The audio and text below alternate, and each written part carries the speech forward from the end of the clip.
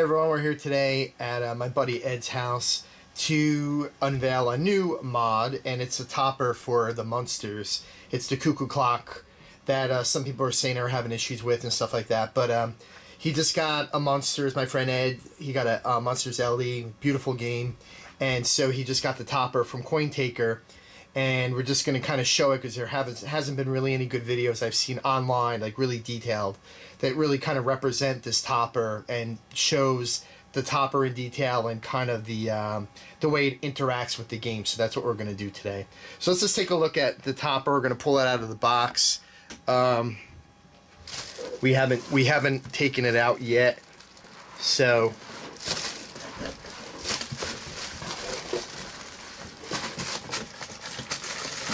let's take some of the packaging out.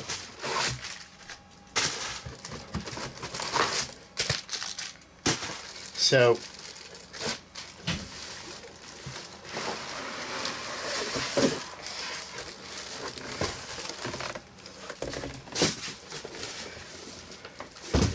this is the topper with the plastic and everything else on it.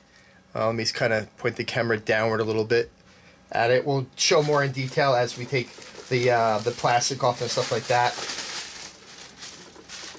So this is the topper, and as you can see, I'll get my arm out of the way, it has Eddie, Grandpa, Herman, and then Lily, and then a clock that's more interactive with the actual game. This door opens up and the cuckoo comes out of it, and I think it taunts you during the game, stuff like that. So let's just take a quick, like a more zoomed in version and look at this topper in more detail and just kind of see how it actually looks. It's really nice, the drawing and stuff like that, and the detail of the actual topper. I guess Franchi did this as well. Let's take a look at it. Okay, so we moved the topper on top of the bar to get a better view at it. So you could tell, like, up on the top here, there's like rivets and screws that kind of represent the plastic up here. Again, you have the characters from the Munsters, the birdhouse with the roof that's, you know, kind of detailed, and the front of the cuckoo clock here that's actually detailed with an actual clock face and stuff. I guess the hand moves, the hand on the clock, and also the bird comes out of the little door over there. So as you can see here, there's 4 holes in the corners, I believe, where the screws go into, and that attaches to the back box on top of the toppers. I represent that in some of my other videos that I've done where I show that. We'll show it quickly on that when we go to install it on the Munsters. There's 2 connectors in the back. Let's look at the back of this. Let's just kind of turn this around here.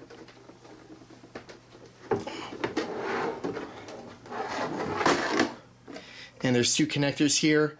One goes into CN7 in the back box, and the other goes into CN12, I believe, is the other one. Yeah. So there's the patch cable kind of here, and then this connector goes into, I think it's like the right-hand side by the power supply on the Spike 2 games. There's a connector on the board right on the bottom by the power supply, and that's where this one goes into. And again, this, I guess, goes into one of your network connections in the back box as well to give the actual animations and stuff for the topper. So let's look at the top of the pinball machine, and then we're going to install the topper, and then we're going to do a quick video just to show how this topper integrates into the game with the Munsters. And, you know, the consistency of the topper, too, just so I could kind of just talk about that a bit. You have your metal base, which is on all the Spike games, it seems. And then this is pretty much all plastic. Like, this tub in the back is plastic, and these are all plastic pieces right here that kind of represent the topper itself. But it's got some weight to it, and it seems a bit durable. There's a couple LEDs I could see behind the characters as well that maybe flash when you hit certain things, too. But it looks like it's well done. So let's take a look at it on the topper, the install, and then watch it and see how it integrates into the game. Okay, so now I'm on top of the head of the pinball machine, and you can see there's like, I want to say there's 8 screws that are up here, something like that. So really all you take out are the 4 corner ones, like this one where my finger is, this one in the front, and then the other two represent the same thing on the other side. And then this little circle thing here, that's where all the plugs slide down into. So we got to take that out from the inside of the head. So we got to pop that out. But then the hole opens up, and then the wires drop through there. So the actual topper just fits right on the top of this head, and then again you just screw it down with these 4 screws in the corners. That's the screws we're going to have to take out. So let's take a look at it after we put the topper on top of the pinball machine, and then we'll take a look at how the wiring happens within the game. Okay, so now we put up the topper. It's on top of the game. So let's kind of just follow the cabling of where everything leads to. It's only 2 cables, so as you can see, there's a gray and a black cable that comes out from the hole that we indicated in the last portion of this video when we did the install of mounting the topper. So if you follow this down, and the patch cable or network port in the middle here, as Ed's finger kind of follows, the one in the middle is where we plugged in the patch cable or the RJ45 cable into the Spike 2 board.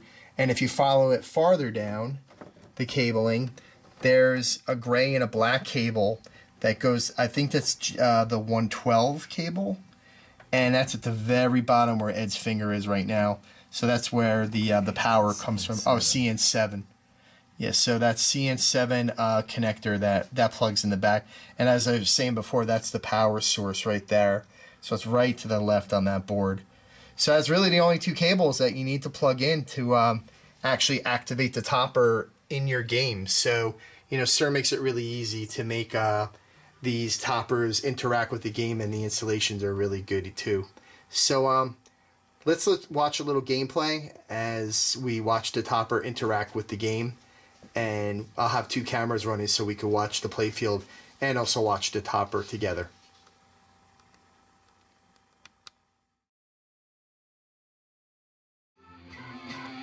Okay, so now with this topper, as you watch Ed play the game, you're going to see the characters flash. So each time you get, like, say, Grandpa or Herman or Eddie, and you finish that mode, they'll stay like solid.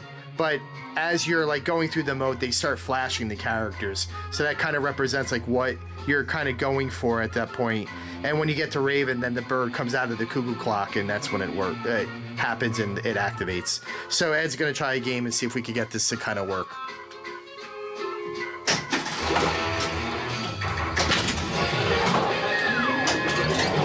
You got the skill shot. Very good.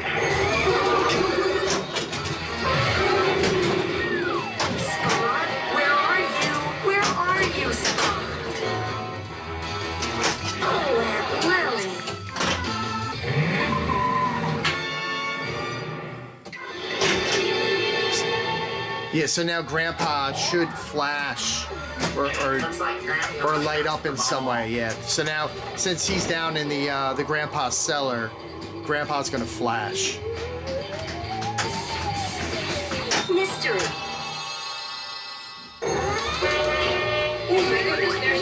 So now that Herman is lit now he's flashing because now he has Herman mode going.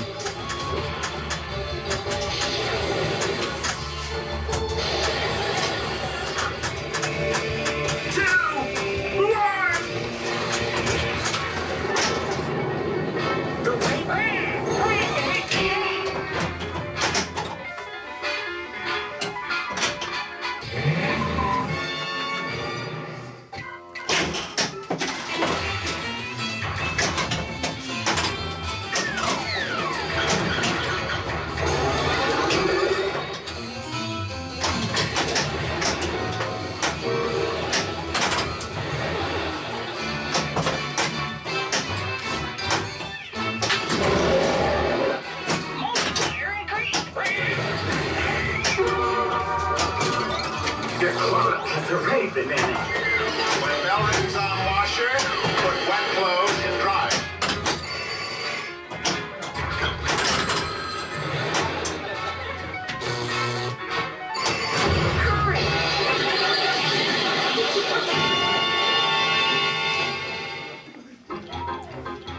Don't be frightened. Yeah, so now he has Herman hurry up, so now Herman is flashing.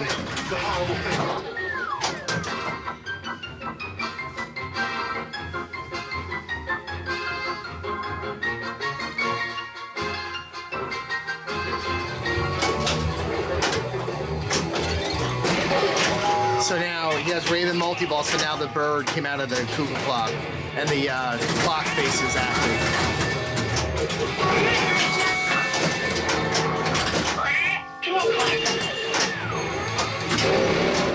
You increased your multiplier. 35 times Dracula before it's gone. Do better next time.